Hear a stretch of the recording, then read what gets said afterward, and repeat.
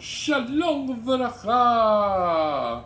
Vamos a hablar de Purim, la festividad que próximamente se acerca. Bezrat Hashem, época de alegría para el pueblo de Israel, en este 13 de Adar, que es un día de ayuno conocido como ayuno de Esther, Taní Esther, en conmemoración del ayuno que fue llevado a cabo por Mordejai y Esther y todo el pueblo de Israel.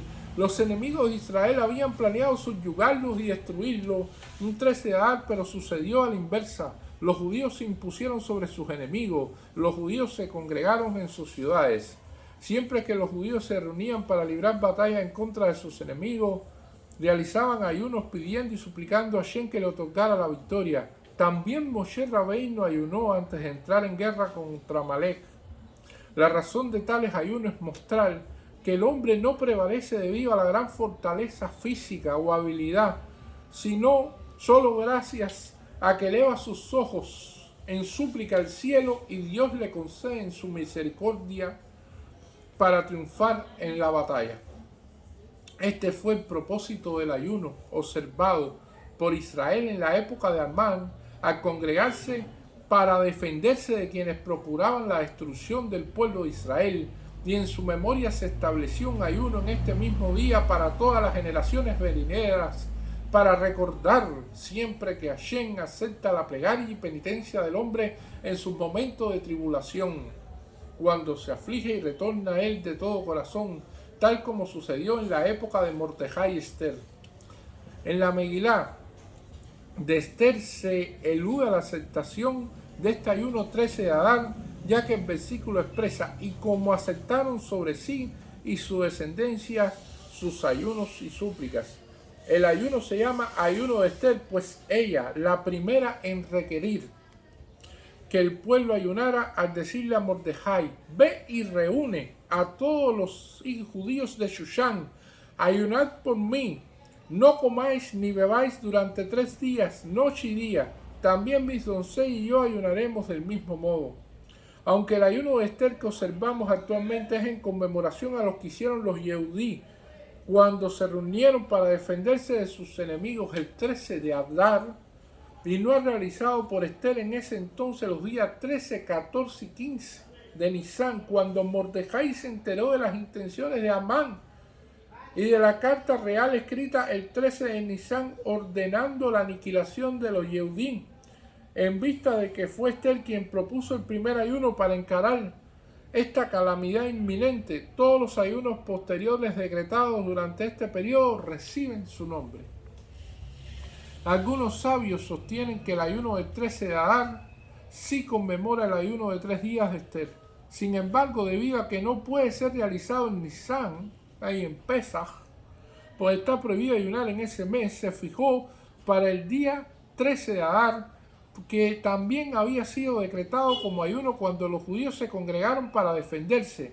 Pese a que el ayuno de Esther se extendió durante 3 días, los sabios fueron indulgentes al respecto y lo fijaron para un único día, ayuno menor, desde el amanecer hasta el anochecer. El medio shekel, una cuestión que tiene que ver con la parashá Kitizá y que tiene que ver con la parashá Shekelim, el Shabbat Shekelim que hemos visto, y es que en el horario de Minjá del 13 de Adar es costumbre entregar 3 monedas de media unidad, de las que se utilizan como monedas local común para los pobres, para que hagan con el dinero lo que quieran. Esta donación conmemora el medio shekel que era entregado por el pueblo de Israel en la época del Beit Hamikdash, cuya colecta se anunciaba en rojo de Shadar. Este acto se realiza antes de leer la Megilá, puesto para ese momento todos se encuentran reunidos en la sinagoga para escuchar su lectura y unos lo recuerdan a otros. La donación debe realizarse antes de Minjá, pues las personas dirigentes se empeñan por cumplir las mitzvot tan pronto como es posible.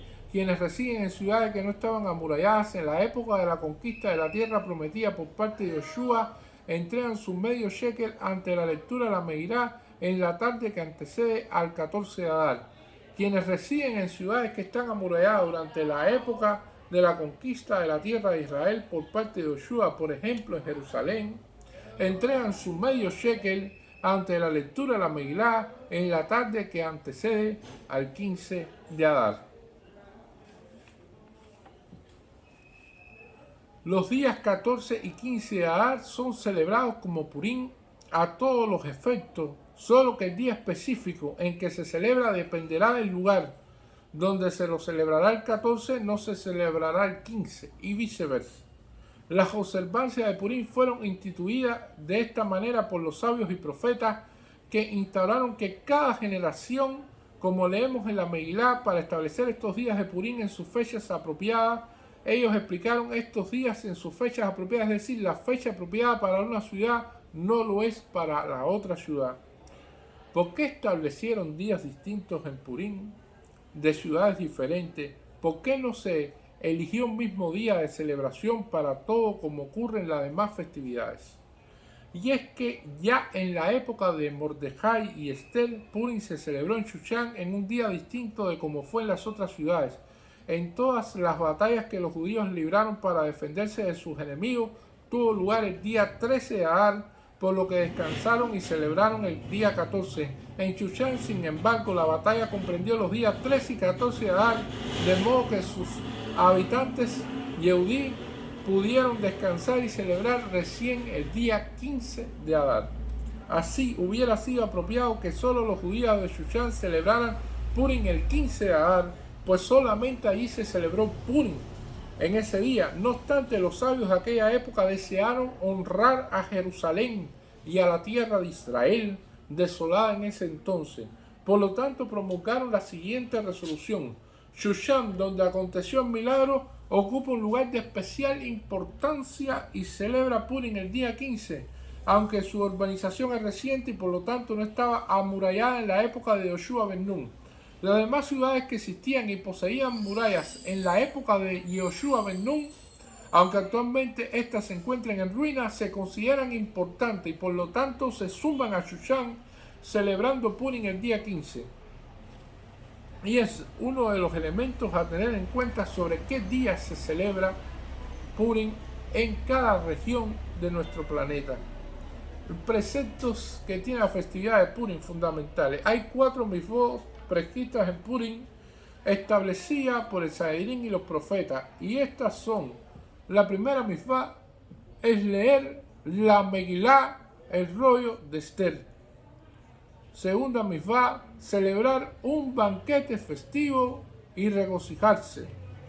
Tercera mitzvah, envío de regalos en porciones comestibles, al menos 2 regalos, Mishloach Manok. Y la cuarta mitzvah, dar dádivas a los pobres, Matanol la Benyonim. Y los sabios también ordenaron posteriormente leer la Torá, el pasaje y vino Amalek de la Parsha Beshalach que relata la guerra contra Amalek en el desierto, y agregar la plegaria de Al-Nixin en el Shemoneh Esrei y el Birkat Hamazon.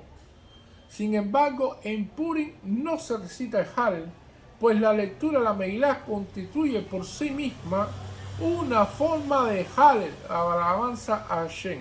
Otros sostienen que no se recita el Hallel por tratarse de un milagro acaecido fuera de la tierra de Israel, y esta segunda razón es cuestionada en el Talmud, pues si recitamos el Hallel en Pesach al recordar el éxodo de Egipto, los sabios respondieron: hasta que el pueblo judío entró a la tierra prometida, todas las tierras eran adecuadas para recitar el Hallel.